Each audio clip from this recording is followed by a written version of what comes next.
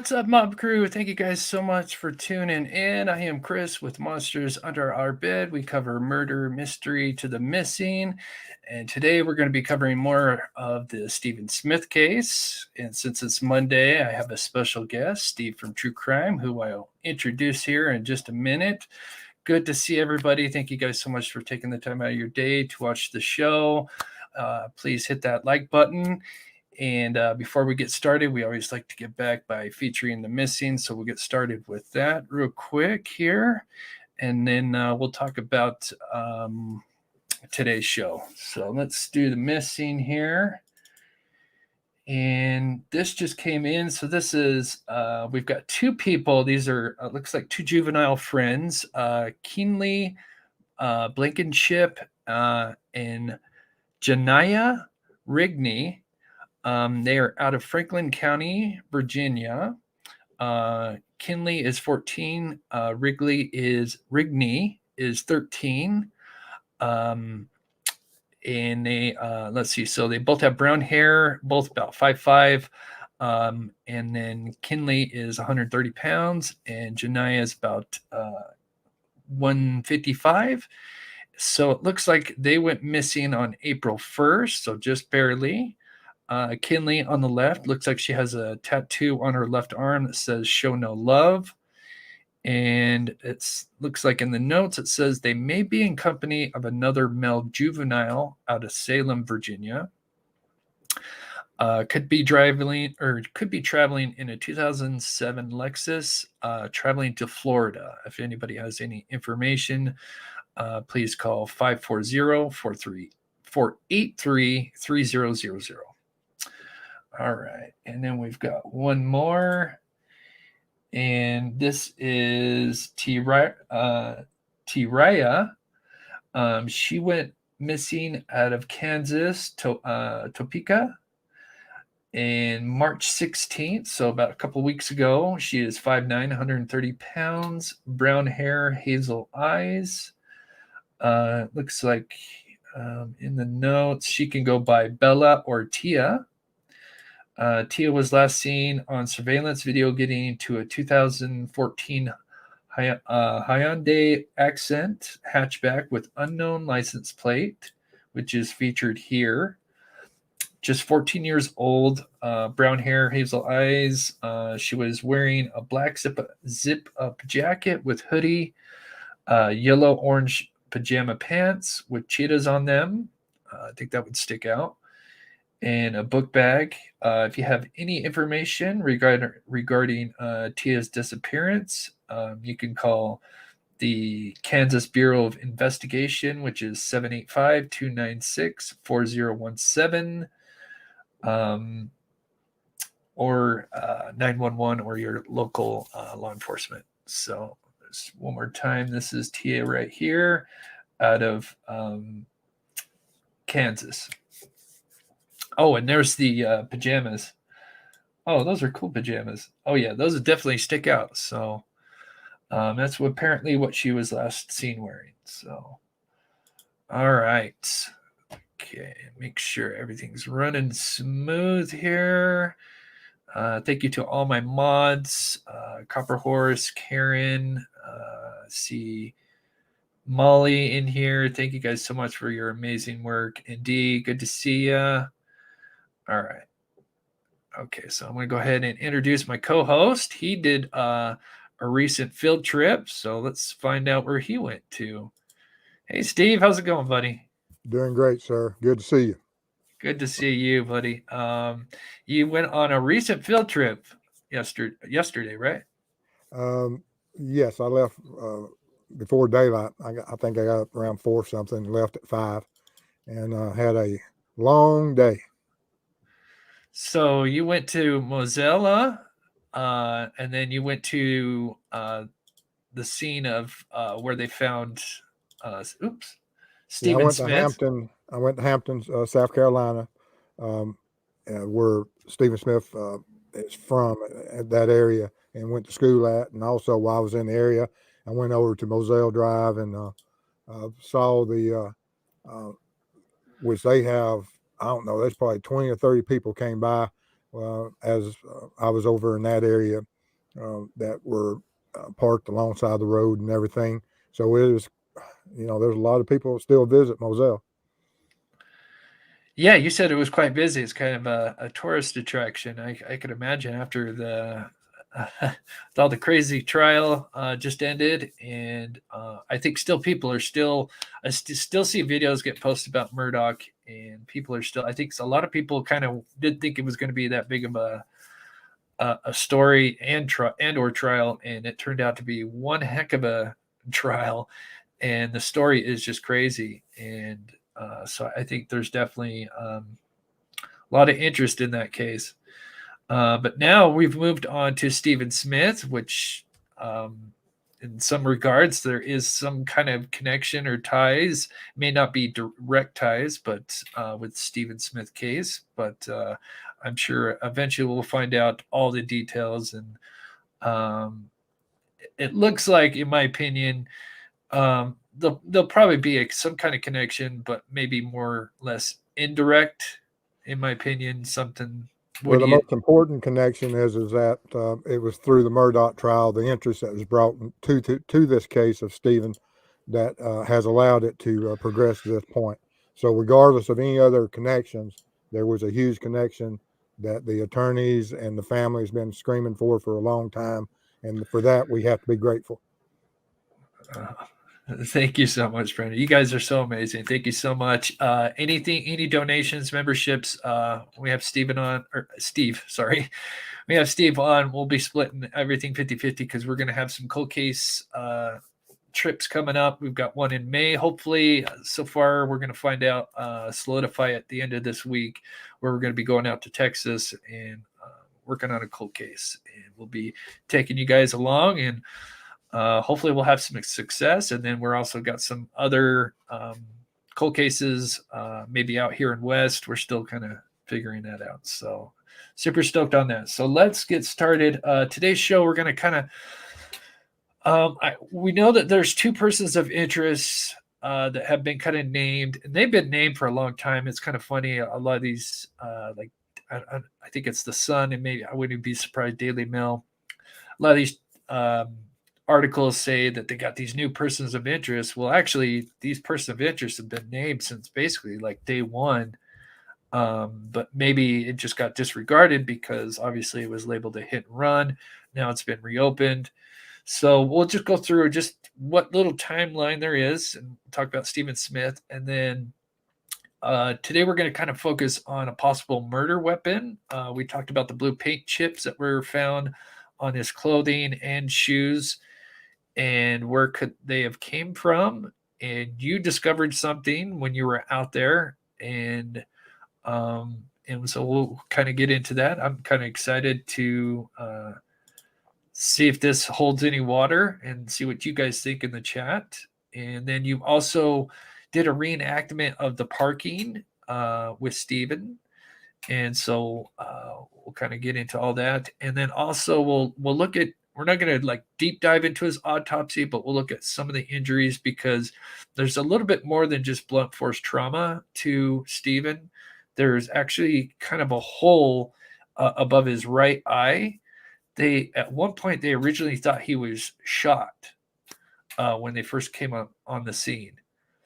So he actually had a hole in his skull, but there was no bullet found. So what could have caused that hole? So we'll talk about that, but we'll just go over the basic timeline and then jump into the topics that I just talked about. So I'm going to take a sip here, and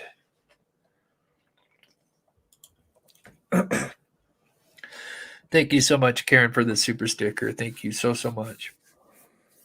That almost went down the wrong tube. Excuse me. So early morning, July 8th, Smith, 19-year-old nursing student from Hampton, South Carolina, sadly was found murdered on July 8th, 2015. He was discovered lying in the middle of the dark country road. They would find his car abandoned approximately 3 miles away, which looked like it had run out of gas. It could have been possibly staged, but we'll kind of talk about that a little bit later. He had deep gashes in his head. He actually had a hole in his skull above his right eye. Some blunt force trauma to his head, and I believe a dislocated shoulder. There's also some other injuries as well. Possible. I even noticed on, and I can't remember what channel I saw it on. It was on one of the news channels. I don't know if it was Court TV, but they even talked about what looked like some defensive wounds on his arms or hands, and we'll kind of take a look at that. So I think that's interesting because obviously, if this was rolled a hit and run, would you expect to see defensive wounds, Steve? Well, whenever anyone facing life or death, they may place their hands between them and the offender, between them and a vehicle, try to soften the blow or the attack, Sure. try to fend off whatever's about to strike them. So you could see hand injuries from all different types of defensive placement of their hands. Until I saw and would be able to see exactly what type of injuries, and because when it's usually person on person, it's quite frequent that you'll find those broken fingernails and things where people are clawing or and they'll break their fingernails, and then of course that is a great way of determining and gathering DNA evidence from an offender that they may have scratched and broke a fingernail at that time. But the broken bones and things that would occur if you're trying to stop being struck by a vehicle, you still will have those lower extremities, hips, legs, of which would be fractures and things, and we don't have any of that. So, Sure. But without seeing pictures of those injuries, I mean, it's just a shot in the dark. Yeah. So his body was found in the middle of the road. Obviously, there was a lot of problems with that, with somebody being possibly hit and run, because you would expect usually the body to be off the side of the road. He was wearing loose-fitting shoes, and usually one of the things in a car, a hit and run, I guess is to say, with a pedestrian, is you would typically see the shoes get flown off. I don't know what it is. I skateboarded for many, many years, decades, I should say, and seen people collide. And it's so crazy. The one thing when they fall, if there's a crash, a lot of times you see shoes flying for whatever reason. So, but that was not the case. Shoes were on, and he was just lying in the middle of the road. So most likely staged, dumped. Then we have his vehicle that was found 3 miles away, approximately. Now, was the car staged as well? And we'll kind of further discuss that and some possibilities. This was discovered on Bamberg Highway, and we'll kind of look at an overview at some of these things as well, so you guys can get an idea of where his home was, where his body was found, where the car was found, and some other things that have been brought up recently, so we can kind of all put it all together here. But I guess the first thing we'll focus on is the autopsy and the blue chip paint chips and what you discovered when you went there, which I think is very interesting, and to go along with the autopsy and the hole in his head. So they found at the crime scene, what very little there is, these 10 1mm single layer paint chips, but they're metallic blue paint chips. I noticed I missed the metallic the first time because in the report, which is a pretty extensive report, it mentions it twice, but the first time it doesn't mention the chip or the metallic part of it. It just mentions the chips. In the second part, it rephrases it and it says it's metallic flake paint chips. So, and in that it says that these chips could have came from possibly let me skip forward here, like an industrial tool, a dumpster. Actually, let me go back to this other one here.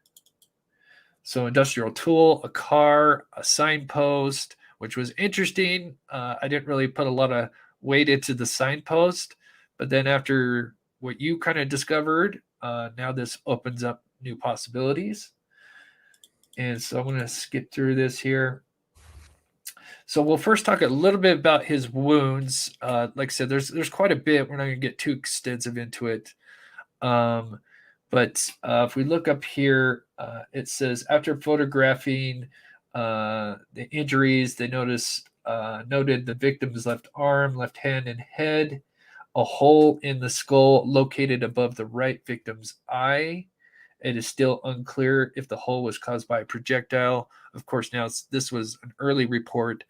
There was no bullet found, no exit wound, so no projectile, but yet there is this hole that's above his right eye. And so in the report further down, when he was at the, getting an autopsy done, I believe a detective went in and spoke with the coroner, and I've just kind of got just the main thing highlighted because a lot of people suspect, especially after we mentioned the blue flakes, people are thinking maybe a blue aluminum baseball bat. But he asked the coroner if a baseball bat could do the damage, and she clearly stated right here she stated no. Now, I'm assuming she's more just saying as in a hole, like where the hole is at, that baseball bat probably couldn't do that. So I'm assuming some of these other injuries, if it was blunt force, could have been. The laceration, the splitting of the skin on the skull can be caused by anything, including a bat. That would have, because anytime you trap the skin between the skull and any other type of hard object, all the skin on the skull will split almost like a knife cut, and it's very similar. I mean, I've seen them time and time again from being involved in one-on-one or multiples encounters, or when I've responded to other fights, and I've seen people that would hit people with everything from bricks to lamps to ball bats, and all the injuries are very similar whenever the skin gets trapped between the skull and any hard surface. Okay, so a bat could have been used, but to cause that hole, there had to have been a different object used. There had to be something that fooled the original coroner who was on site, plus at least one or two law enforcement officers to see that entry hole, and it had to be something of a similar size, which any gunshot can be anywhere from basically a 22 caliber up to a 45 or 50 cal, but as far as handguns. And so, are we talking about a hole that's a quarter of an inch, or are we talking about a hole that's a half inch? And we don't know because we don't have pictures of the of that possibility of whatever entry was. Sure. So you went out there, and I was talking to you yesterday, and you sent some pictures, and it was kind of interesting because I was actually going down looking at the street view, because luckily, actually, sometimes you get lucky with the Google guys, and they've been down some of these roads, and so you can actually go down and look at the surrounding area where his vehicle and body was found. So his vehicle was found on Bamberg Highway.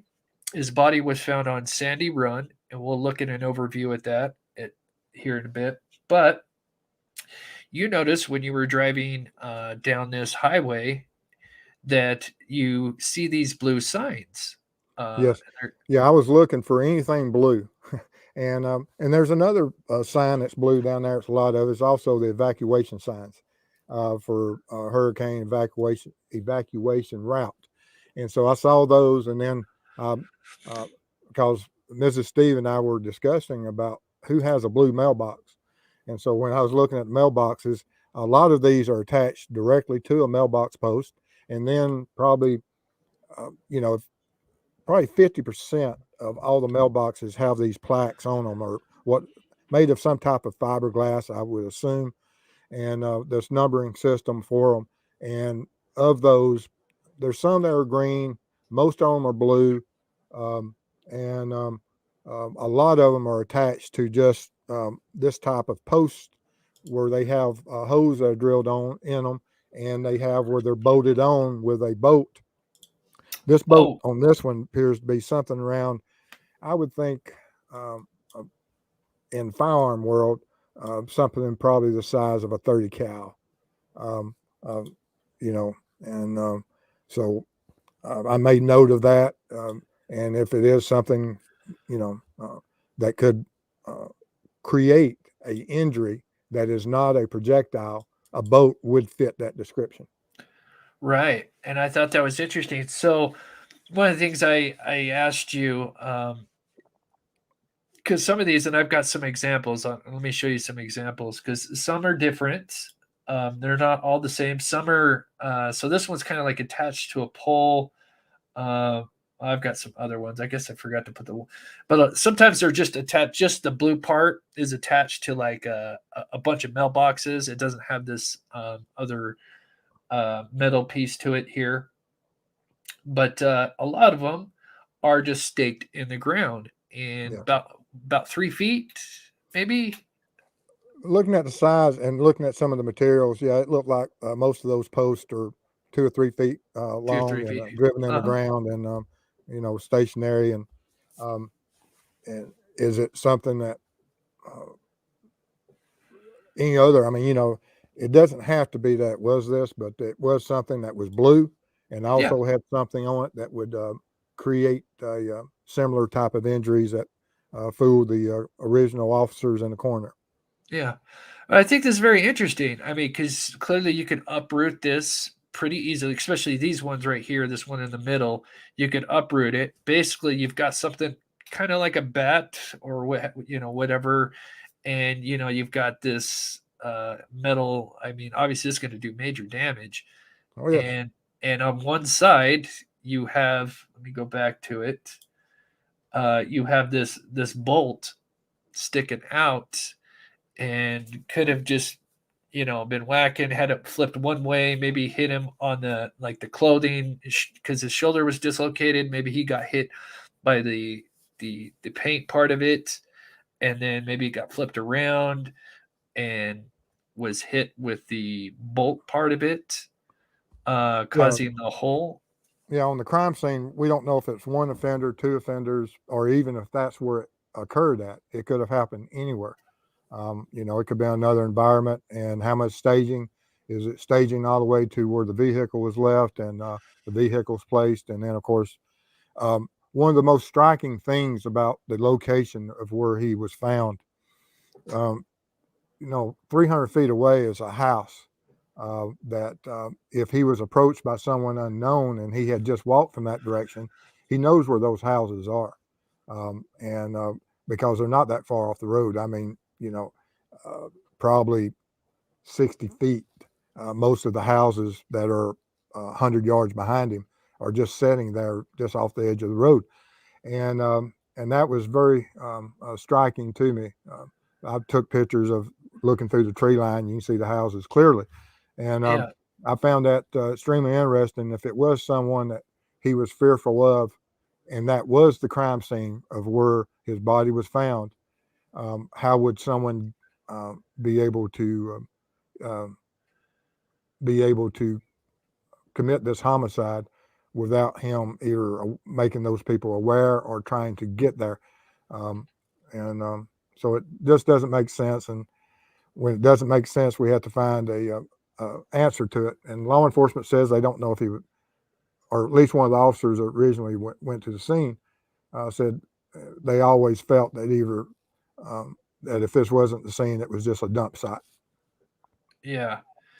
This is a great point, Jenny. If he crawled into the road, there would have been probably a blood trail. Yeah, especially I'm not particular on liking to see crime scene photos. Netflix, they flash it up real fast, but you do get to see it, and it is, I mean, what you would expect. It's brutal, sadly, and there is quite a bit of blood surrounding the body. And yeah, I would expect, yeah, if it was before. Now, Ashley did have an interesting question. Could he have been hit by a car and plug into one of these signs? I don't know if it's not impossible, but could he have maybe been beaten into one of these signs and that's how it transferred? I don't know. Would that be enough force to cause the flakes to come off?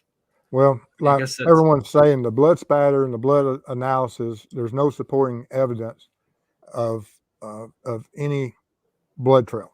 Just like we saw with the Murdaugh homicide with Paul, that when you have any type of injury, be it a major gunshot wound, um, that you'll have a blood trail, and that was to his chest. And I can tell you about head injuries. There's no part of your body that bleeds more than a head injury. oh, sure. There's a lot of blood vessels, um, um, In the head. and yes, that's that's one of the major part of it when you run fevers and things that there's so much skin area that is exposed for cooling because brain can overheat. If the brain overheats, bad things happen to you. Sure. Yep. Um, I'm just kind of looking at the chat here. Yeah, let me know what you guys think. I think it's definitely plausible. They, with these paint chips, there's not a lot of evidence on Stephen Smith. So with these paint chips, I mean, could they be innocent explanation? Quite possibly, but they do find them on the clothing and shoes, and I'm assuming, hopefully, the highway patrol asked the parents, like, was he painting? Did he come across? Is there anything that he would come across before this all took place that could have been innocent explanation for that? But if that's not the case, and this was foreign, then yeah, you've got, where did these things come from, and what did it come from? The possible weapon that was used to inflict some of the injuries, if not all injuries. Yeah, that's the importance of processing the vehicle, the car seat, the seat belt, because if there's no paint chips matching any of his clothing in his closet or his residence, and there's no blue paint chips in his vehicle, Right. and the timeline says that he was in that vehicle at a certain point that night, which we know he was, but at some point he breaks away from it, and now he has something on him that's not located at his home or located in his vehicle, and the likelihood of it being part of his offender's environment goes to a much higher level. Sure. Okay, so let me grab this Prosser gang. Sorry, one of the two persons. Well, we'll say persons of interest for right now. Conley lived on two different addresses. Yes, Sandy Run Road, which is just straight up. And if we get a little time, we'll look at that. And I appreciate you. I know you sent some information. I really appreciate that, and I will look into that. That is something that I wasn't sure if we were going to have enough time on this show, which I don't think we will. But next show, we will start kind of talking about Conley and the other guy, and then also there's a couple other things that I wanted to get into. But now we're going to talk about a little bit of the timeline, and then we'll get over to the car here. Camilla Norris says, question, Mr. Steve, you and Mrs. Steve find a Waffle House or Shoshone's in South Carolina's. Hi, Chris. Thanks for all your hard work and love when you all work together. My morning watch shows, we start off with true crime. We always end up with something on the Waffle House menu. So that's why my community brings this up. I did go by a Huddle House. The closest Waffle House to Hampton was about 30 minutes away that I found on my Waffle House app. And so I was unable to, but I appreciate it. Yeah, thank you so much for the support. Okay, let me get caught up on chat. Let me know how everything's running, mods. Make sure everything's going smooth. So we're going to talk about the I was wondering, especially after seeing his boyfriend. Yeah, we're going to get into the timeline, and we're going to talk about his supposed version of events versus the sister. And like I said, there's not much to the timeline because he was kind of secretive, kind of weak leading up to this sad event. But let's point out what he talked about, and then we'll see what the sister says and see what adds up. And then we're going to look at the map. I've got everything all labeled out for us, and we'll kind of talk about where he may have been heading, in my opinion, and we'll see what Steve thinks. And we'll kind of see what everybody thinks about it. So supposedly this guy Mark, just after Smith passed away,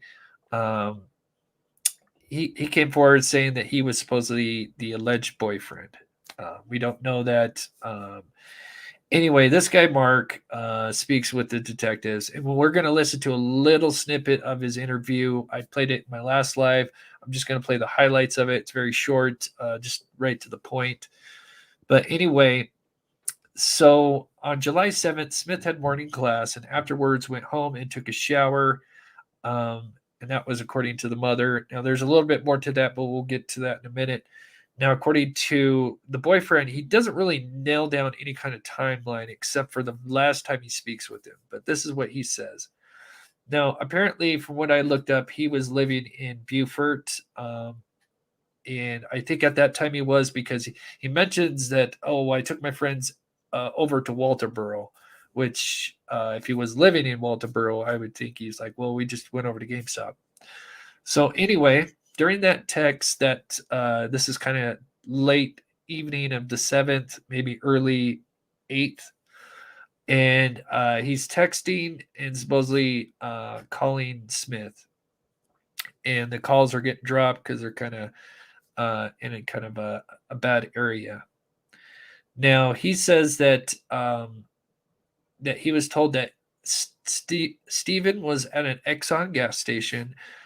I'm not sure exactly which one, but I have an idea. And then he says at some point he encounters some rednecks that were harassing him. Now, I'm not sure if he means the Exxon or the Snyder's Crossroad, because he says right after that he's at this four-way stop that has all these lights, and you actually went there, Steve, which is interesting. So we're going to look at that.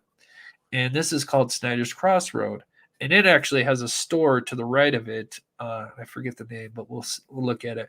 So I'm not sure if it's at the Exxon or at the Snyder's Crossroad, according to the boyfriend, where he's at the store and he is getting harassed by, apparently, as he claims, two rednecks. And then sometime during these conversations, and like I said, he doesn't really have any kind of timeline really, but he says that he hears a semi passing along. He also hears dogs, multiple dogs barking, and he did ask Stephen if he was walking, but he said Stephen told him no. But I don't know how you can hear a semi unless Stephen's driving with his window down, and to hear all these things going on.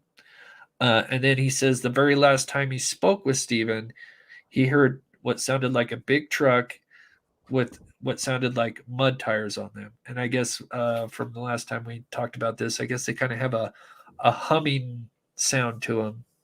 And so, and he said this was around 3:30 a.m., which is right around when he was supposedly attacked. So apparently, according to the boyfriend, and it doesn't quite really make sense, his story. And they even note that he's got major inconsistencies, but it sounds like, according to him, Stephen supposedly ran out of gas, went to a store, was followed by some supposed rednecks, their term, and then at some point, the last time he talks to him, he hears some vehicle passing or pulling up, big truck, mud tires, and then that's it.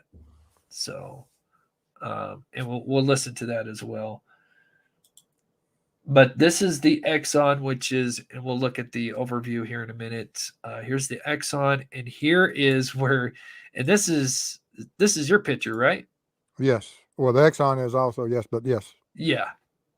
So this is called Snyder's Crossroad. As you can see, They have a stop sign shortage. They use them all on this road. I'm telling you. If you don't stop, then you must be colorblind or you can't read English. They've got stop everywhere. And they have flashing lights on the post on each side of the stop sign that is overhead. Yeah. And that's a great question, Aaron. Yeah, where's the gas can then? Yeah, exactly. Some of this doesn't make sense. And like I said, we're going to switch over to the sister and see what the sister says. And then we're going to see what was his habits victimology, basically, and what I've learned from Steve. So the family, especially his sister, claims Mark's story is very inconsistent. The sister says, so after school, he came home, and then later that day, the sister says at around 5:30, he went to the Brunson, I said Bronson, but it's Brunson Exxon gas station, getting smokes for his father. And this is July 7th. After coming back out with the smokes, he went to start the car. The car would not crank over. He called his sister. His sister came out.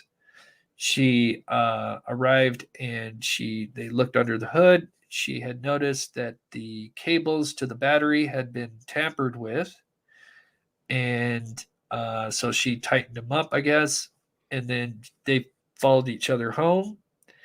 He took a shower. This was around 6 p.m., and then he left. And that's pretty much all we have with as far as the family. That was the last time they had heard or seen Steve before the tragic incident. So that much we kind of know as far as the timeline. So let's look at an overview of where everything's at, so we can kind of put everything together, and then we'll listen to a couple of interviews and get Steve's thoughts on everything and see what you guys think as well. Okay, so this is where Smith's body was found. This is Sandy Run Road, and it's kind of like a V. And then you have Bamberg Highway, which well, obviously you were on both. And this is where Stephen's car was found, abandoned. Now, what's interesting is we have the Murdaugh Moselle property, which is not far. We have Smith's home, which is kind of northwest here. The gas station earlier that he went to get smokes for is at this Exxon here. This is where at 5:30 he went and got some smokes with his father. Then his sister had to come out and help him. And then they drove back to the residence. He took a shower, and then at 6 o'clock left. So where did he go? Now, according to the boyfriend, alleged boyfriend, let me just say, he says that Smith was supposedly going to come over to his house, but then he wasn't. It's weird. It's like he said he was going to come over, but it sounded like he wasn't. So I don't know. It's very inconsistent. The boyfriend lives, at least at that time, he's got a couple of addresses, but I believe during that time he's down in Beaufort. So that's way down in here. But he mentions an Exxon, which could have been this Exxon right here, which is in Walterboro. But he says where he's getting followed is at Snyder's Crossroad, which is right here. And you were there. This is where all the red lights are at. There is, what's that store? Brenlin's County Store, which I believe has got a gas station as well. So, not sure if he had his car there or if he walked there, but according to the boyfriend, that's where he was at some point before whatever happened. Now, if we go back a little bit and just before July 7th, in the interview with the sister, she says that he was meeting up with some people at the Bobcat Landing, which is up north, which I think this makes more sense of where he could have been heading. So we see where Stephen's car is. Now, fortunately, Google Earth is not the best. You can't see the roads as well. But there's a road, which is Bamberg Highway, that goes all the way north and does seem a little far, but it'll take you straight to what's called Bobcat Landing. Now, what is Bobcat Landing, Steve? Well, I saw in the report, the 110-page report, where one of the lead investigators with the troopers was talking about that they traveled there due to that there was someone that had mentioned that he had been swimming at Bobcat Landing. And so, of course, I wanted to go there and see what it is. And from the location of Bobcat Landing, which is just north of Bamberg, just outside city limits, alongside the major highway, and being in law enforcement, it's more of the um, of what we would call a lover's lane, of where you could meet someone. It's easily accessible from a main road, and it only has one way in, one way out. You can go back there, have whatever privacy you need, and you could also swim there. But I just don't know what type of critters would be in that water, and that would not be my favorite place to swim. But um, in law enforcement, we would routinely patrol these areas because they are noted lover lane type of areas. Sure. And as a matter of fact, he did go swimming in there, according to his sister. And we'll listen to a little interview with her. Daylight, yes, I might, but I don't know about night. So yeah, that's interesting. And that does kind of coincide with where he could have actually really been heading, outside of what this alleged boyfriend's saying. So thank you so much, Juicy B, for becoming a member and supporting the channel. That is so sweet. Casey Ann says, sketch. Yes, there's a lot of sketchy things. And the boyfriend, we have a few ideas, and we'll talk about those towards the end here. Brenda, thank you so much for the $5 super sticker. That is so sweet. Yes, you would think an hour away, Stephen would definitely have filled up if he was going out that far. Yeah, it is weird. That he would attempt to be driving that, yeah, because obviously you would know, even if your light wasn't working, I'm sure, gauge and light were working. So, well, the only gas stations are in towns. I can tell you that. yes. Once you get over there, they're in the towns. They're not on those. I don't think I passed any gas stations between Bamberg and Hampton at all. Yeah. Okay. So let me load up. That would have been open at night. Now there's some little shops and stores that are just like family stores, but they wouldn't be open at after midnight. Sure. Okay, so I'm gonna load up. Let's see. Should we do the? Well, we haven't been talking about the car yet. Let's listen to the interviews, the audio interviews, and then we'll get to the car staging. And Steve did a reenactment to see if the car could have been staged or U-turned. And so we'll go with that. So let's pull up the audio. So bear with me here just a second while I load this up. We're just going to listen to just a couple of highlights from the boyfriend and then the sister.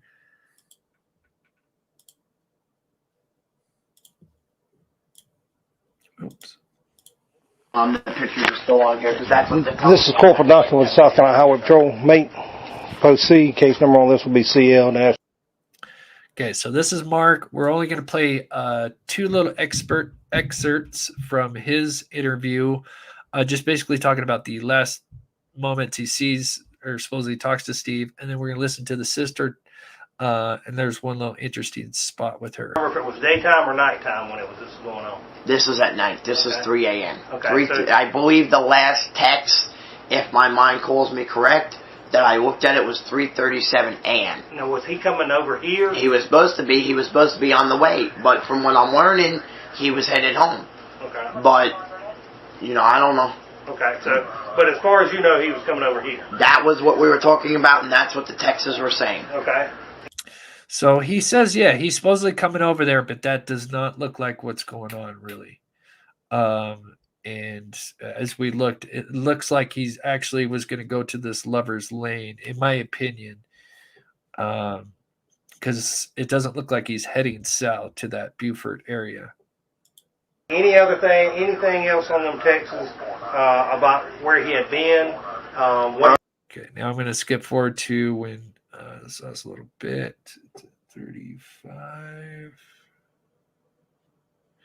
I'm not asking you to A tell lot me. of the texts are what we're going to do, or can he come by, or do you want me to meet you? One of the texts, and I don't remember exactly whether it was Wednesday night, but I know Tuesday or Monday night, I did text him, and he was coming from school, or was supposed to be. Do you want me to cook you something? That's all I'm asking for. One of the things I'm asking for on some of these texts, did he say anything while he was walking, like, there's something suspicious? He never said he was walking. That I said to you, I asked because I heard the tires. Are you walking? His answer to me was no. Okay. Did he ever say anything suspicious was happening to him? Or That night? Yes. He did say that he felt he was being followed. Okay. And did he give you any indication? And I'm not, like I said, this is generic. I don't expect... Well, if you ask specific questions, I'm going to give you what I know. I have been asking you the same questions I'm asking you now. But Can I do something? Yeah, there's one more part. All right, go ahead. All right. The thing I'm asking is, when he said that he felt like he was being followed, did he say, there's a car following me, or I was in a restaurant, or I was at the gas station? They said he was up there, but he was up at that blinking light up there. He said to me. And so that blinking light is Snyder's Cross Road. And they're going to mention that. They immediately know, because that's clearly sticks out with all the stop signs and everything, and we'll maybe take another look at that after. His family said he was up at the Exxon. He said he was up, and I can't remember, if you go out, like you're going out to Walterboro, sir, there's a four-way blinking light, and there's a store right to the right. Snyder's Crossroads. Oh, see, I don't know where. He said he was out there. They said he got cigarettes at Exxon. Now, let me ask you this. Is that where he said he felt like he was being followed at? Yes, he said that he was being harassed at that store. By who? He didn't say. He said it was a couple of guys in a pickup truck. If I recall correctly, he said they were rednecks. But I know. Did he ever give you a description of the pickup truck? Yeah, he may or may not. He said it was big and it was tall. He didn't give me a description with the mud tires. But the last time we talked, that night, before the phone went down, and I said to him, are you walking or not? I called him back. Or was that before? I know at one point I heard mud tires. I heard big mud tires. Big mud tires. And In other words, when you say you hear in the background, are you hear him whining? Is what you're trying to say? Like, yeah, I hear the mud tires like they're coming towards him or going past him, because they sounded loud. That they were getting louder, and that I believe was the last time I talked to him. So you asked him what was going on. What are you doing? You asked him what he was doing. At one point, yes, I did. He said he was coming to me. No, when you heard there's mud tires, you didn't ask him. That was what's the point. Going on? Because first I heard a semi, then I heard the mud tires. Right after all that, it went down. The phone went on me. So he had you on speakerphone? I don't think so. So you can hear mud tires. What? Okay, I'm gonna pause it there because what this officer says doesn't make any sense anyway. But interesting. Tell me, what did you notice when you were out there, Steve, as far as traffic was? Because you were down these roads. I never saw the first semi on those roads. I saw one small, looked like a local truck that you would see from Home Depot, Lowe's, or something that had a some type of hoister on the back of it for loading and offloading wood and things, or whatever type of lumber someone might order.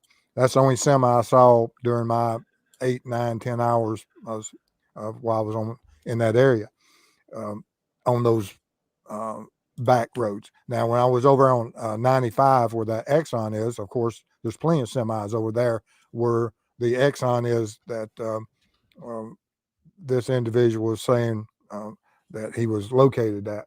And there's a semi parking lot right next to the Exxon. So if any part of the story is true, it would make sense over there next to I-95 that he would be able to hear a semi and possibly, but why would Stephen run out of gas if he was at a service station 20 minutes before?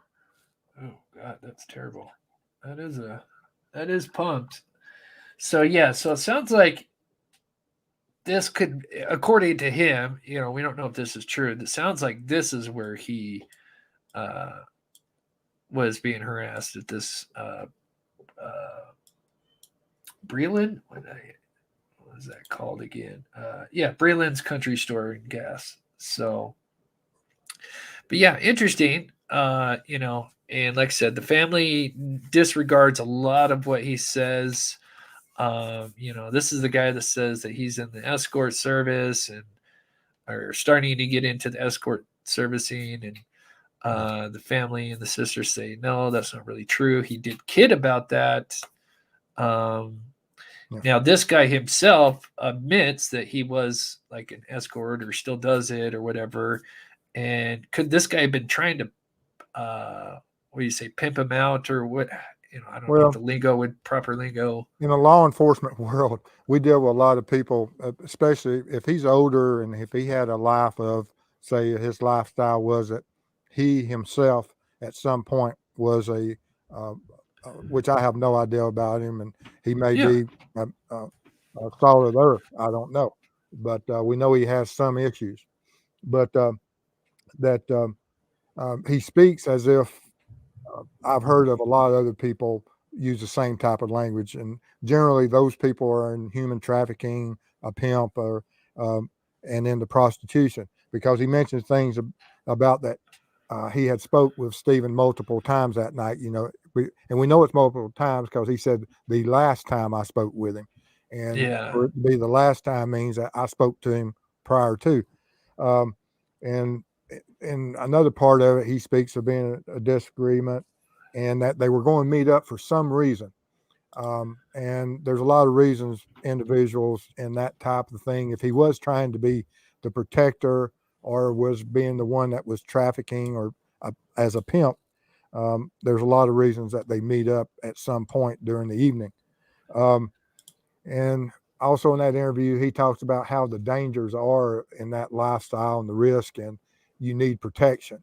And was he fulfilling that? Because he mentions that at some point that he would take Stephen and get him access to places he wouldn't have been able to get access without him.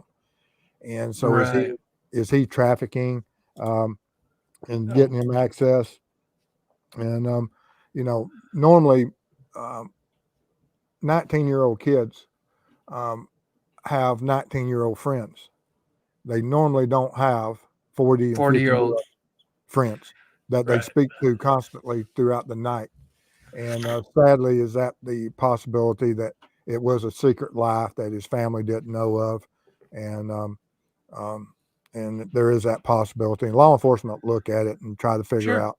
And but now the troopers may not be aware as much of if it was handled by SLED or if it was handled by the sheriff's office and their investigators. They would look probably more at the human trafficking angle versus the troopers taking it, because as that one trooper said, that they're not homicide investigators.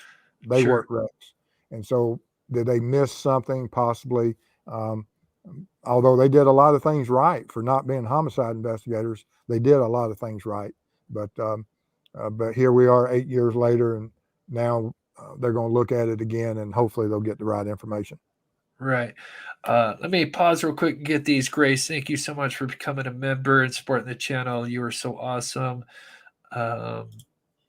Meg says, hi, Chris and Steve. Love your work as always. Thank you so much, Megs, and your support. And we'll try to get to some questions at the very end. We've got a few other couple of things. We got the reenactment we're going to show here in a minute.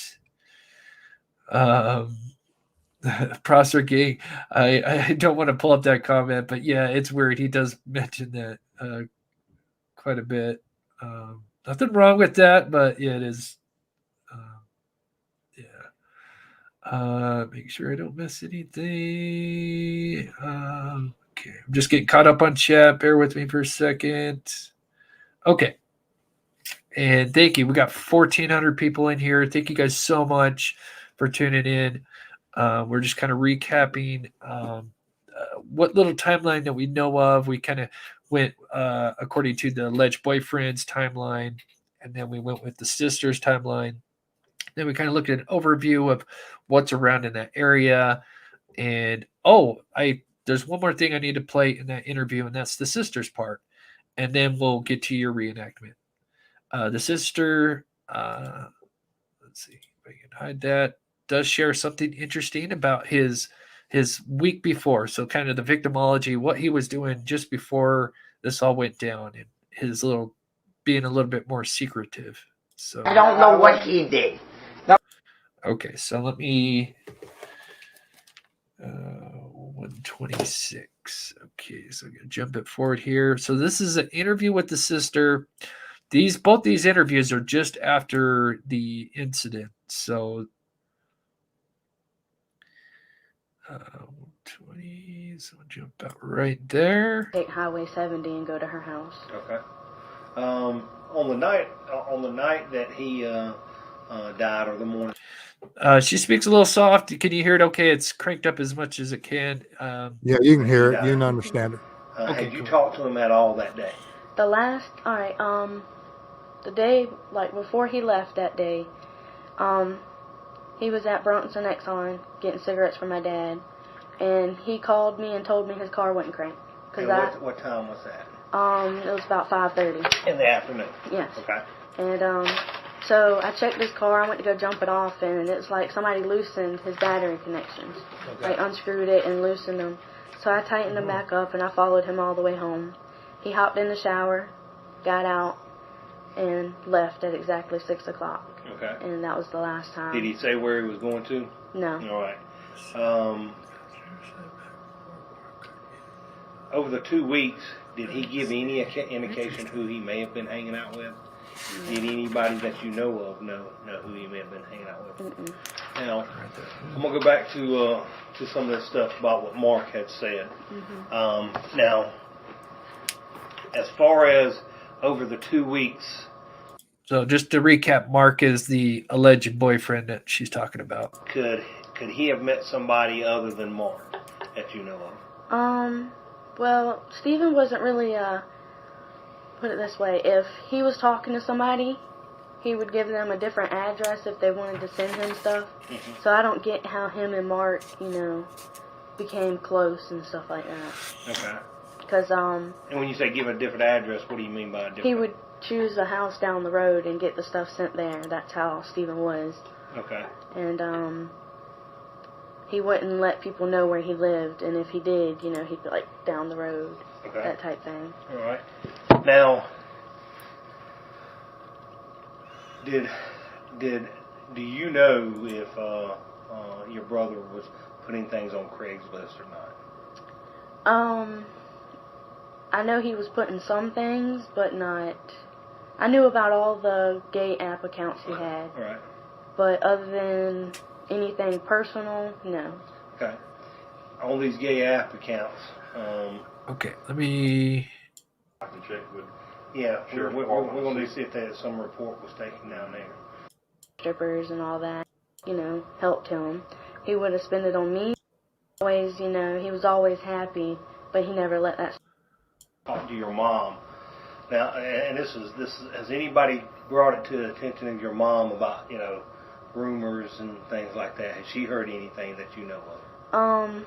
She's heard the same exact stuff I've heard, but she's more stoked. Maybe I was back a little bit. Maybe I missed the... The night after the wake, my aunt sent him to my house. It was in Mark's phone. It says a 22-year-old I met in the store. But Mark told me he never met the guy, and he showed me pictures of this guy, and I swear he looked 13. And he showed me it's right after this. Full body picture. Yes. Okay. Sorry, I'm just trying to find the part where she talks about the Bobcat landing. Just came and went as he pleased, or did he just stay at home a good bit, or what Here did it he is. do? He stayed home all the time unless he had school, and then he'd come straight home because this is when he was riding with those two girls.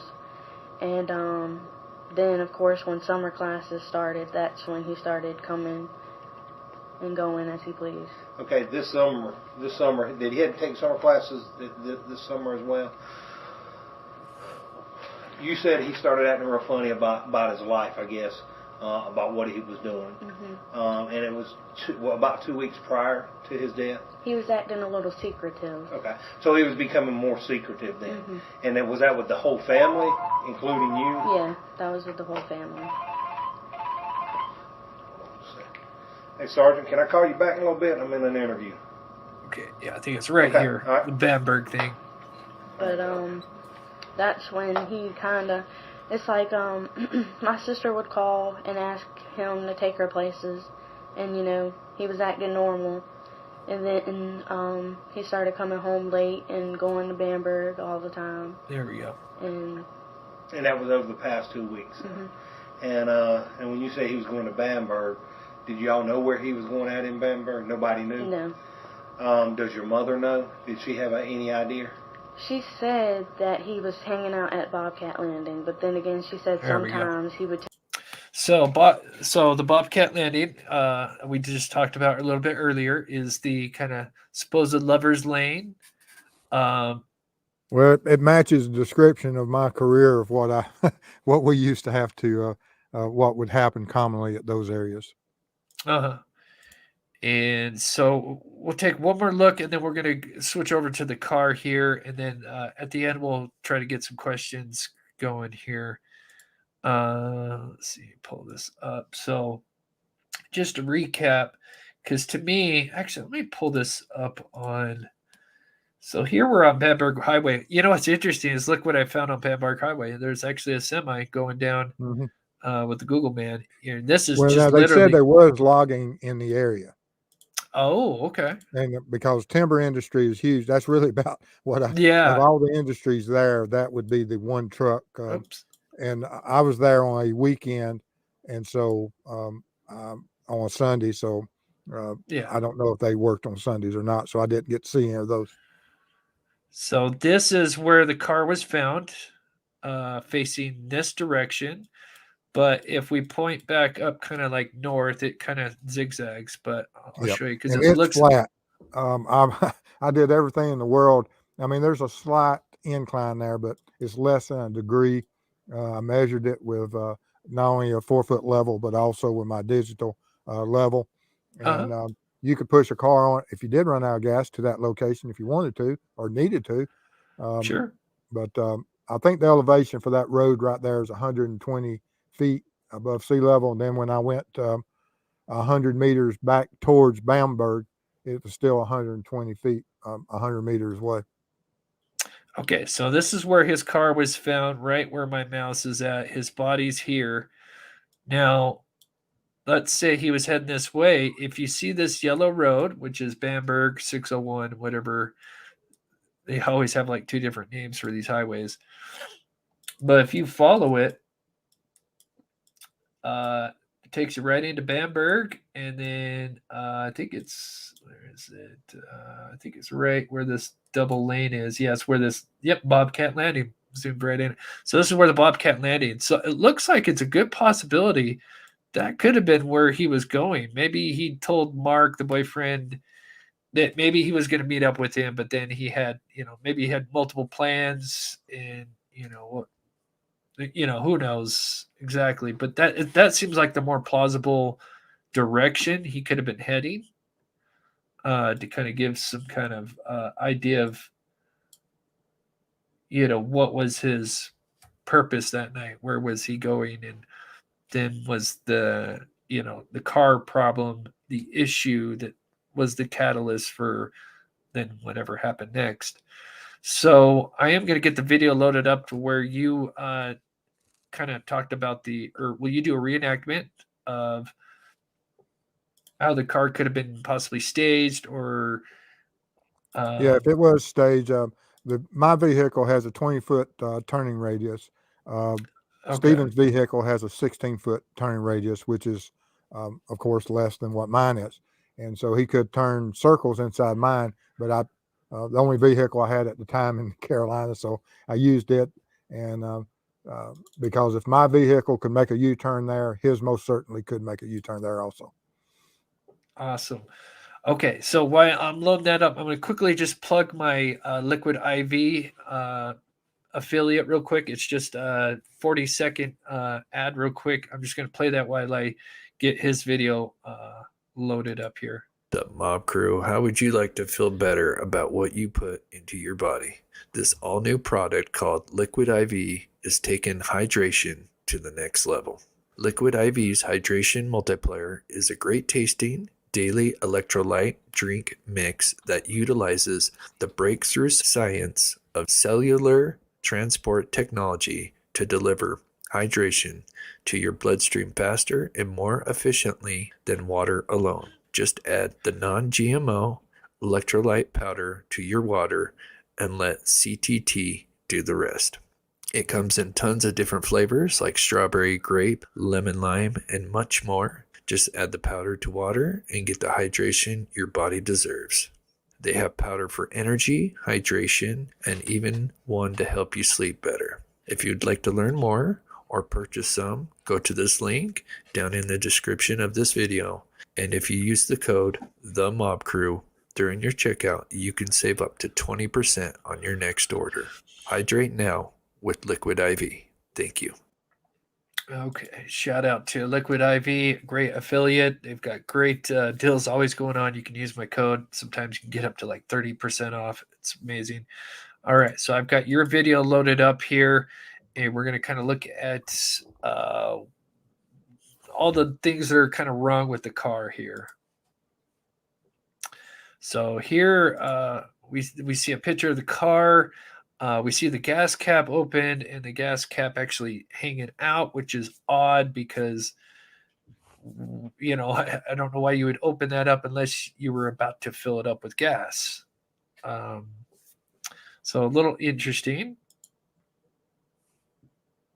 The wheels are also kind of cranked to the left a little bit. And if gas is put in a car, if you don't have the right nozzle and stuff, you'll usually have overspill, and you'll see that pattern on the side of a car. Right. If it was there, they didn't note it, and plus it was empty, so we know that didn't occur. So why would you take a gas cap off unless you're going to place gas in the vehicle? Yeah.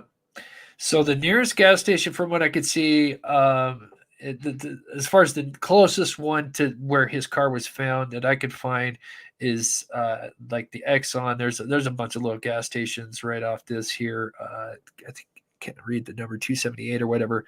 But yeah, this is the nearest gas station. This is where his car was found. His body found right here. We'll continue playing. Definitely heading in the wrong direction if you're low on gas. So it almost seems like he was heading on Bamberg, heading up north to Bamberg. I mean, he's on Bamberg Highway, headed up to Bamberg.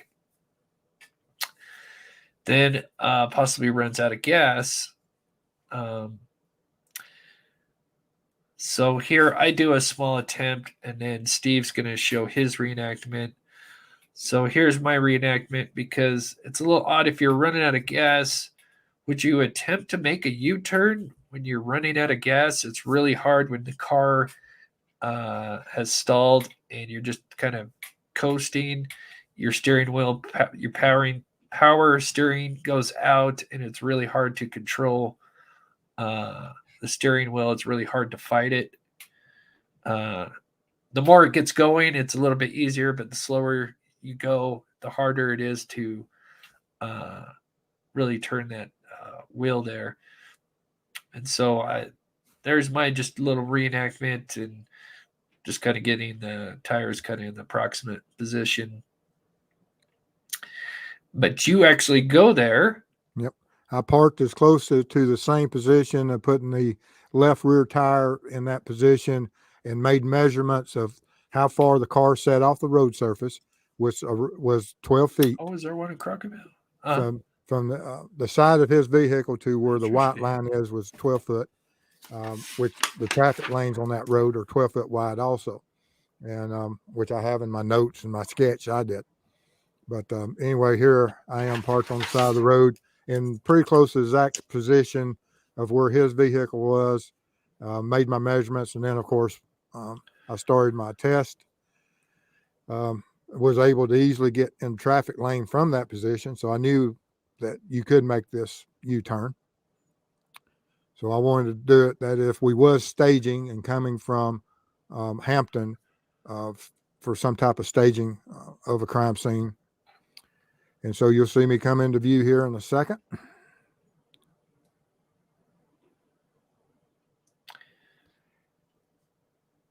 And I wasn't fully turned, but I put it right back in the location, one try, and it worked. And you're right in there because I think that left tire is right where the cement is kind of Yes. faded. Let's and I just eyed it and did it, just to see. And like I said, my vehicle has a 20-foot turning radius versus his 16-foot. So he could have turned circles inside of me, or he could have done a U-turn to meet someone there, or it was staged there by someone else, and there was a vehicle and they just pulled around to the other side. There's several possibilities of how that vehicle could have been put there, and which one is the truth. We just don't know currently. Sure. Thank you, Cynthia. Have a safe trip, Chris. Yes, we'll be having a trip here May 2nd. Fingers crossed we'll find out at the end of the week, hopefully get the green light. And then we also have some backup plans, if not in the works as well. So just kind of scrolling through the chat here. So with everything you've seen, what's your thoughts on everything here, Steve? Say with the car, stage, more towards staging, kind of. Well, in my 60 years of life, every time I broke down, I never broke down at an area that had access, the largest paved area out there. And so if he did break down, he was very fortunate of the location. Oh, that's true. God, I never even thought about that. Yeah. If we look, gosh, I just had everything pulled up. Went back to Snyder's Crossroad here. Bamberg, where are you? And when you're going to run out of gas, you normally run out of gas when you're going up a hill or, when the gas is all collected in one area or another. It's very rarely, could he have been lucky enough, dead level, possible. But like I said, we won't know until if they ever did part of the car investigation. I don't know if they had a mechanic look at it and determine why the vehicle was left. Was it out of gas? Was it stalled? Was there electrical issues? Just don't know. Interesting. Now, somebody said there is a gas station in Crocketville. Interesting. There is, but it's a family night store, just a single. It's right there where Sandy Run crosses the Bamberg or the 601. You can go on Sandy both ways. I believe Sandy Run Church is over. If you turn left at Crocketville, it takes you to Sandy Run Cemetery and Church. If you turn right, it takes you towards Stephen's father's residence. Okay, I might have went too far here. So now, is it one that you can just use your card, or is it something that you got to go inside to pay? Is it an old pump, or is it one of these newer pumps? Be older, but that doesn't mean anything because we're there on 8 years ago. Oh, that's. And I don't know what the technologies nowadays. You could have cars 8 years ago in this little old country area. I don't know what they would have had. Interesting. So let's recap, and then if you see any questions, Steve, go ahead and in the chat. We'll just kind of recap for those that might have missed the first part. But yeah, and then the next show, I'm going to focus on the persons of interest and also the Murdaugh connections, the actual connections that we know, like Randy Murdaugh and stuff like that. But so let's just go over everything that we kind of touched on here.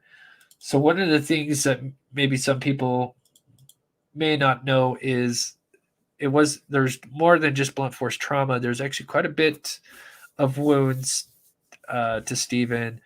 One of them being a hole above his right eye, excuse me, which actually fooled them into thinking he was shot by a gun because they thought it was a bullet hole.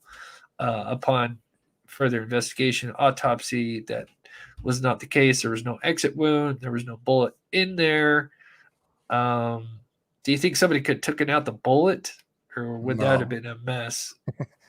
Yeah. Well, I mean, there's, going through and looking at all the possibilities of what could cause that injury. And even if they took out a bullet, generally anytime when the kinetic energy of any type of high velocity round enters the body, metal starts shedding, and you can see that in x-rays. And they will have x-ray before the autopsies. They generally do x-rays of from the end to end of the body to check just for that, so that you can see the telltale signs of some type of projectile from metal that comes off of any type of gunshot wound and a projectile. Yeah, so SLED actually wasn't a part of the original investigation. I think it was mainly the Highway Patrol, correct, Steve? When it I comes, missed that. SLED was not a part of the original investigation into Stephen Smith.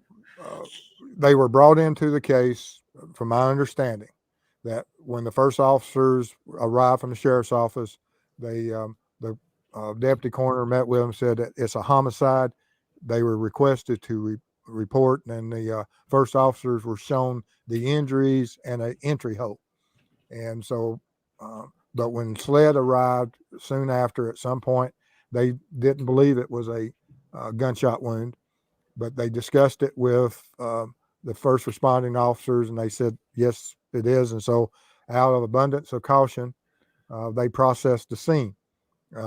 How well, we don't know, but they processed it. And during the autopsy is when it was determined that it was not a gunshot wound. And the pathologist, for some reason, determined body and roadway means traffic accident, and the rest is history. And it was turned over to the troopers, who argued the point that it's not.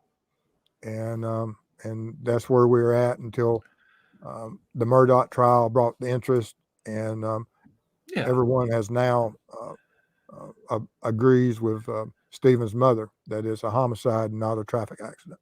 Yeah. So like I said, going back to the recap, so we have the injuries, major injuries, and I wish we'd had time to go into them, but I don't want to get too graphic. And some of this lingo in the autopsy is quite a word salad, but basically dislocated shoulder, mini trauma to the head, the hole above the right eye. One of them even asked the coroner, was a bat used? She said no. And I think not in, like, as far as this particular, maybe the head trauma, I guess. Not saying a bat couldn't be used for other injuries on his body, but to make the hole, obviously we need something else. Something else was used.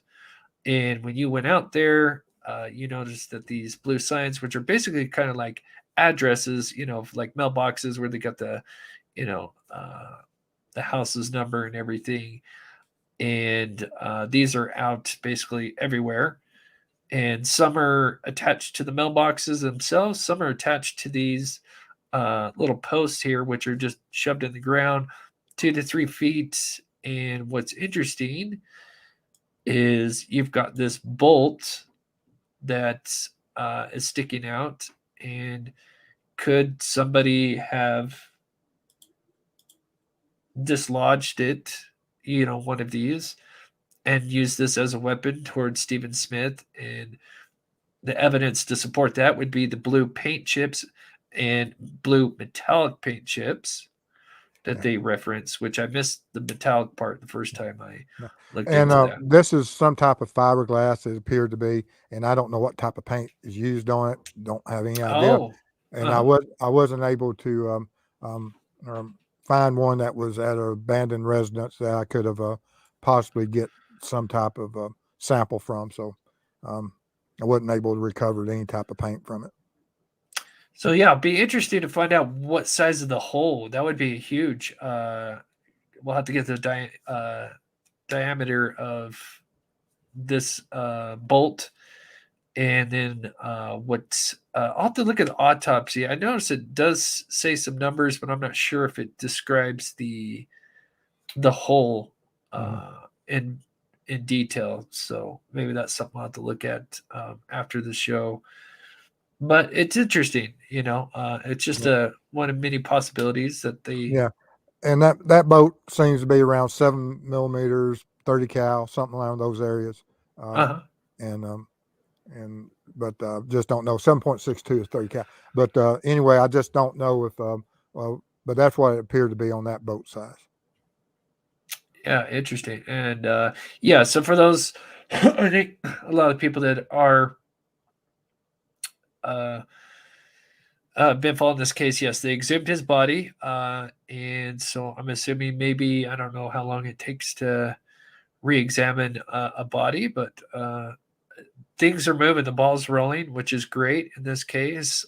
They supposedly got something, when they reopened this case and investigating the Murdaugh case, and so it sounds promising. They've got the ball moving, and so I'm going to try to get these real quick here.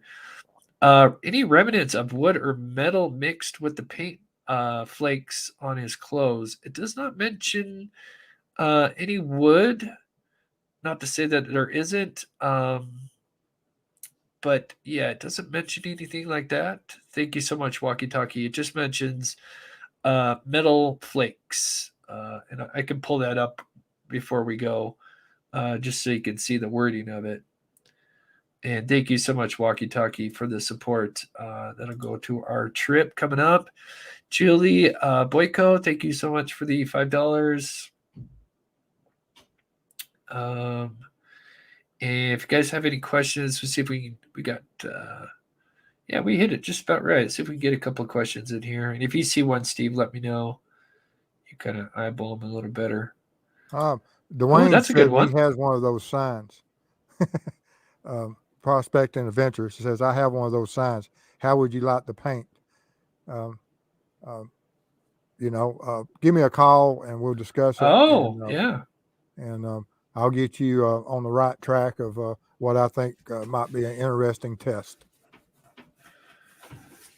That would be, yeah, because that was something that we were going to possibly do, is you were going to beat something with, some kind of paint on it and see how the paint would transfer. Spray paint, metal, and sure. I was going to beat it with a bat that I have and then see what type of flakes would be left on a bat or something.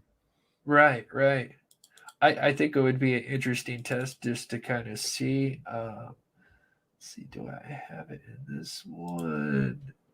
Okay, so somewhere in here. Okay, here it is. So here's kind of part of the report. Let's see, do I have the other one? Oh, no, it's Domino's.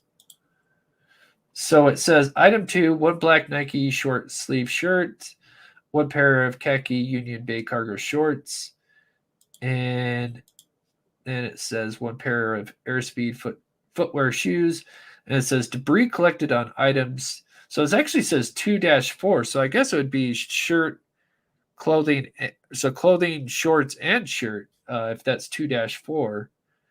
I'd assume they'd use a comma if they just meant 2 and 4. So it could mean I don't know shirt. What their method of madness of how they would label evidence. There would be an evidence sheet somewhere that would have everything that was collected, and as on their report, it would tell you what items they were recovered from, the time, date, and what method was used to recover those and how they were analyzed.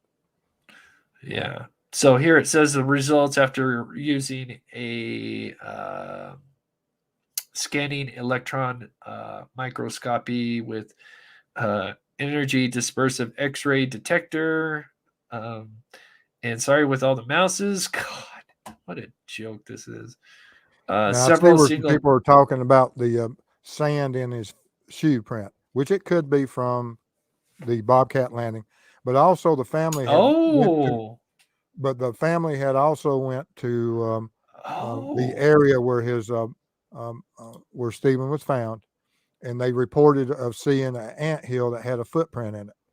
And for the fire ant world and us that have to deal with them, when you step in that type of a mound, you could have a transfer of that type of soil in your shoe treads. And so I don't know if they, when they analyze that sand and that dirt, will it come back to be something similar to an anthill, or will it come back something similar to a Bobcat landing? And we just don't have the report of what type of soil that is, but it could be either or. and that's in the back seat. I'll have to get those pictures. I can't remember where I have those. I've got them, but I'll have to dig for them. But I did write that down. Thank you so much. I forget who mentioned that first. I know quite a few have. What is the distance between where Stephen was found and the Moselle property? I will pull that up, Beverly. Yeah, Thank you so much. I think it's not about 8 far. mile roadside. I drove it. Oh, is it? You go up, you make a right, then you make a left, and you make a right straight on to Moselle Drive. It's not that far, and you can get there in less than 10 minutes. And I did it from memory because the phone service sucks there. What they said in the Murdaugh trial is absolutely true. Yes. That signal strength is up and down across the board. And so while I was trying to get my map out to work, it didn't work. So I had to go from memory. And luckily, my memory is still good enough. I found it. But it was, like I said, it's just 1, 2, 3 turns, and you're at the road at Moselle Road. Yeah, we'll look at that real quick before we exit out here. Thank you so much, Debbie, for the super sticker. You are so sweet. You guys are so awesome. Let's see. Chevy says the SEM should be able to determine the composition of paint, or at least the percentage of each element into it. Yeah, so it scans all the. Yeah, they said it was comparable, that if they had some type of source, they could do a comparison. Sure. Oh, yeah, that makes sense. Yeah, just kind of like matching DNA yeah. Ashley B says, I read where fingerprints can last from 2 to 40 years in an enclosed car. If mom still has the car, can they possibly test it? Well, not only that, but fingerprints will last a lot longer on paper. And so it depends on what type of receipts are in there, what someone could have handled, books, if they did a search. Fingerprints are pretty, if they're not disturbed, there's a lot of different ways. The only thing that really happens is that, when fingerprints are composed of different parts of what you excrete, and some people have extremely oily hands, and those prints are transferable and last a long time. But some people have very dry hand, and they don't leave really good fingerprints. And that can have a lot of things to do with what type of jobs they have, or just genetics. But no, I've lifted prints that are extremely old, and then I've lifted some that I've had people do tests, and I watched them place their fingers on a glass, and 2 minutes later, you couldn't lift a print.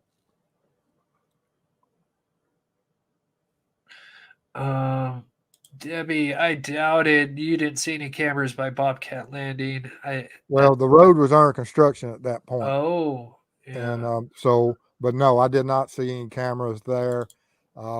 And were there some in the past? I don't know. Yeah, looking at the road, I didn't see anything from afar. So just one last overview. Let me just so I can hide that so we can see. So just one last time here. So it looks like Stephen Smith got home after school. Then he went to get some smokes from his dad at the Exxon here in Brunson at 5:30. That's when apparently the car wouldn't start.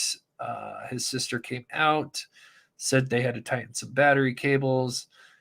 Then they followed each other back to Smith's home. This around 6 p.m. He took a shower and then he left. Unfortunately, nobody else heard from him since. His body would be found. So here's the home. His body would be found here. His car would be found on Bamberg Highway right here. Then, in my opinion, it looks like he was heading up to this Bobcat landing area, which that highway is on, takes you right up there. But he ran out of gas, maybe, and then something happened. He ran into somebody when walking. We don't know much from that. The boyfriend, he mentions that he was at this crossroads, but man, it's so far away. It just doesn't make sense. I mean, not to say he couldn't have made it over there. Maybe he could have gotten dropped off, but according to the boyfriend, alleged boyfriend, he was over here, but gosh, that's so far away. But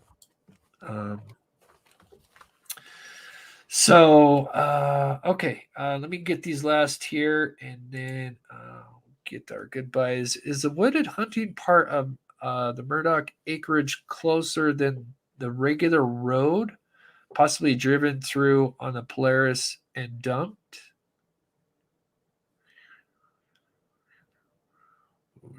No, the property, when I was there, of course, he had a lot of road frontage, from the Murdaugh that's on Moselle Drive, or Moselle Road.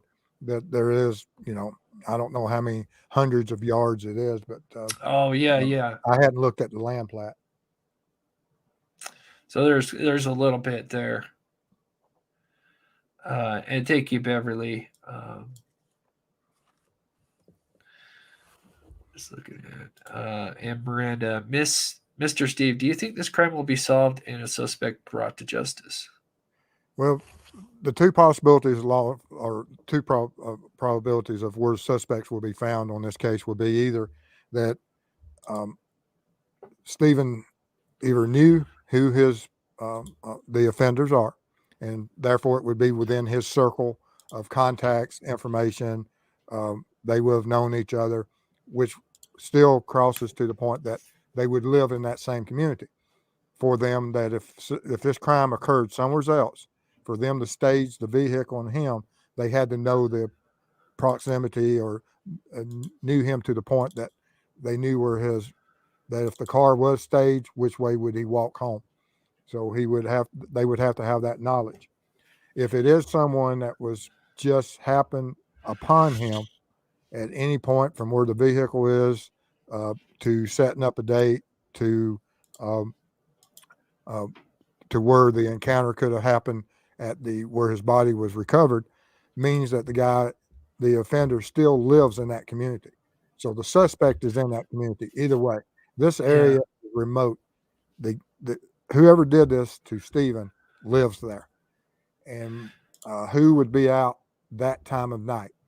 And so there's a lot of stuff to go on and to build on, and I do believe that law enforcement will be able to come to some end on this. Yeah. And one of the things, like I said, we didn't really talk about is the persons of interest. I'm still building kind of a timeline of them. And so that'll probably be the next live shows. We'll talk about the two persons of interest, Connolly, and,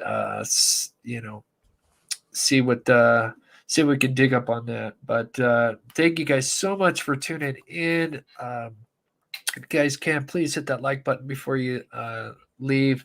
To all the people that donated, thank you so much for the support. Oh my gosh. Thank you so much, Sandra, for the $100 PayPal. That is so sweet. We are getting ready to gear up to go out to Texas for a cold case, and then from there we're setting up some secondary options as well, and we're just hoping myself to be on the road. I'm sick of this snow here in Utah. It's just relentless. And I've been traveling so much. Mrs. Steve's fearful I might lose my Georgia accent. Well, Steve, thank you so much for coming on the show. It's amazing. You're amazing as always. And thank you so much, buddy. Absolutely. Appreciate you having me here. And thank y'all for everything y'all do to support Chris. He deserves it. And I look forward to working with him. All right, buddy. We'll talk to you here in a minute. Mods, as always, thank you guys so much for your support. Molly, Karen, Copper Horse. I don't think Jennifer was in here today. She's usually busy. D-Dez, I think she had to leave. You guys are so awesome. I hope I didn't miss anybody. We'll have a next show Wednesday, and then I've got some videos I'm going to be doing hopefully tomorrow. I've got some stuff for Patreon and the members coming. I'm still working on some stuff, but that should be out maybe tomorrow. And the pet outro, I'm almost done. If you haven't sent in some pictures of your pets, please do so at the Join the Mob Crew at Outlook.com, and we'll get a new outro going. And so I'm going to go ahead and play the latest one we made.